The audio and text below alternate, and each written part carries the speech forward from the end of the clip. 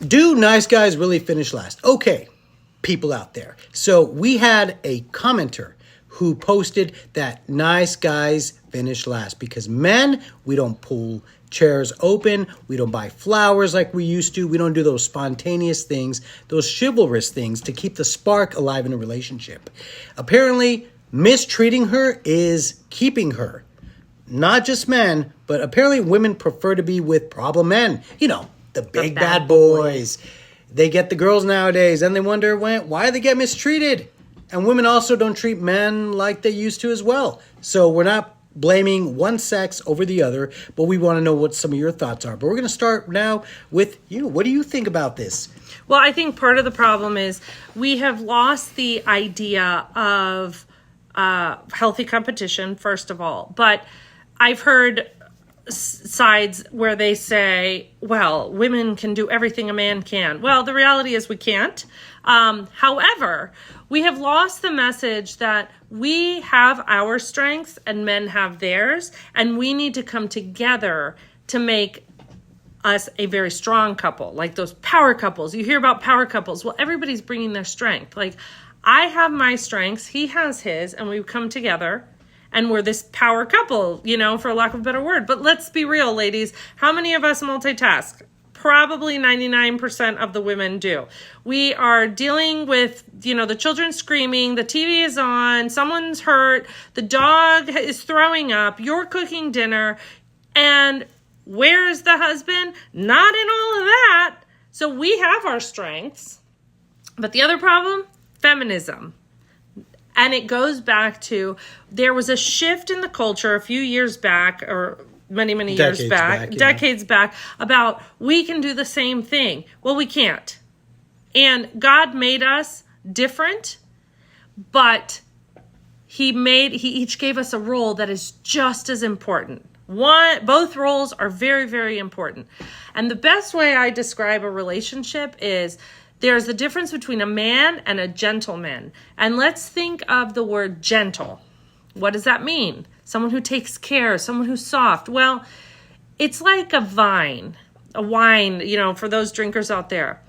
If you don't tend the vine doesn't grow and it doesn't produce more grapes for the wine. And that is not only how relationships are, but that is how we have to treat women, like vines. We have to prune them and be gentle with them, like a flower. Yeah, we're not going to be playing a tug of war, or we're not going to be doing wrestling, or if you're into that, yeah. In other ways, well, that's okay, right? But obviously, this is just general information. Now, there are always outliers, as we can attest to. However, yes, the world does a huge disservice when it tells women to toughen up, because that's not originally what your telos, your end purpose is meant for. Yes, you are very strong. I mean, I can imagine carrying 9 months in me, a human being, and then delivering that child. So yeah, that is definitely something that I would not want to do. Yes, humanity as a man, would cease to exist with a man having a baby. I can do the planks, I can do the running, absolutely right. I can do all that stuff, but childbearing, any kind of pain, and I'm just checked out. So there are so many things that men can't do that women can, and vice versa. But again, this isn't a men versus women. Men are from Mars, women are from Venus, men are just a bunch of pigs. But again, going back to all that saying, there is a distinct difference between being a gentleman and just a boy or a man, okay? Because speaking to that, what doesn't help is, yes, men, we're visual, so naturally we see a woman in a bikini, where automatically our mind is going to go into bad territory. That's not good, especially if you're married. Yeah, but then I've heard the women, they get all upset, okay, that these men are oogling over them at the gym. Well, I'm sorry, don't go half naked to the gym and then they won't oogle. Like, modesty, please. I mean, no, does that not mean you have to have a turtleneck? But when I was growing up, I was taught, leave things to the imagination. Leave things to the imagination. Why? That entices the man. That's what they want more. Yeah, and I know out there's going to be some criticism like, yeah, you boomers. Well, first of all, we weren't born in that generation. Second of all, yeah, I mean, some people are just old souls. Like, we know some people who are wise beyond their years. who are very young, and vice versa. We know some old people who have the wisdom of a child. So go figure. So that's all relative. However, what is not relative, what is constant, is the human longing for that connection, for that love, that true connection. So if you go dressed up like Halloween, you're going to be treated like Halloween. If you go dressed up, sadly, people can make perceptions about you in 0.00001 seconds. That's all it takes. Even though the saying is we don't judge a book by its cover, everyone judges a book by its cover. I know when I go to the bookstore, I pick up a book based on if the cover entices me or the title entices me.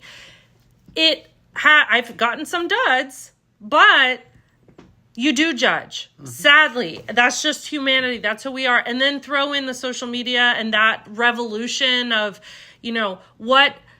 what social media defines as beauty. That also plays with you. Mm-hmm. But I think what many people fail to realize is it's not a competition. And I know for you single parents out there, I can hear in the back of your mind, oh, yeah, real great. You all are married. And what if I have to be the man and the woman in the relationship? I get it. I've been there. I've had to be mom and dad, and it's not an easy role, but it wasn't my God-given role. And luckily, I now have where I have that role filled, and it's not easy. So I'm not going to sit here and think and be critical of that. And so for all you single parents, kudos to you, because that is one of the toughest jobs in the world. Raising children is tough. Then having to do it just one person, really, really, really tough. I get it but anyway, I digress. No, those are great talking points and things to certainly ponder about. So with that being said, we want to know what you think. Are good boys or good men out there? Do nice guys really finish last? Is that just a cynical way of saying, oh, everything's doom and gloom and we're all going to hell in a handbasket? Or is there any kind of hope? Are. I would like to think that with people like us coming onto your YouTube screen and others that we certainly are making an influence, or at least not making an influence, giving you something that's countercultural. Some food for thought. Things that you may not have considered, that you're not going to hear on the mainstream media or any of those channels. But things that are truly thought-provoking and that are going to inspire you to be the virtuous, to be the best person, human, man, woman that you can possibly be. Yep. Best version of yourself. Amen.